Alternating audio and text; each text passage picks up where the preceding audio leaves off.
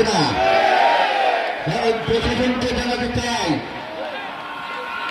ডিসিকে জানাতে চাই, ট্রেনকে জানাতে চাই, নির্বাচনের দায়িত্বে আছেন আপনারা। অনতিবিলম্বে এই সমস্ত সন্ত্রাসীদের তালিকা করে আগামী কালকের ভিতরে গ্রেপ্তার করবেন, তা না হলে গণবিপ্লব করতে বাধ্য হব। সম্মানিত এলাকাবাসী, সম্মানিত 2004 আসনের জনগণ, আপনাদের শুভকামনা করে আগামী 12 তারিখ সকাল 7:30 থেকে 7:30 পর্যন্ত ভোট কেন্দ্র পাহারা দেবেন। কোন সন্ত্রাসী যেন ভোট কেন্দ্রে ঢুকতে না পারে। আমরা জাতীয়তাবাদী শক্তি, আমার নেত্রী দেশ নেত্রী বেগম খালেদা জিয়া, আমার নেতার তারেক রহমান, আমাদের এই দলের প্রতিষ্ঠাতা শেখ প্রেসিডেন্ট জিয়াউর রহমানের আত্মার মাত্রার কামনা করে আমি আমার বক্তব্য এখানে শেষ করছি।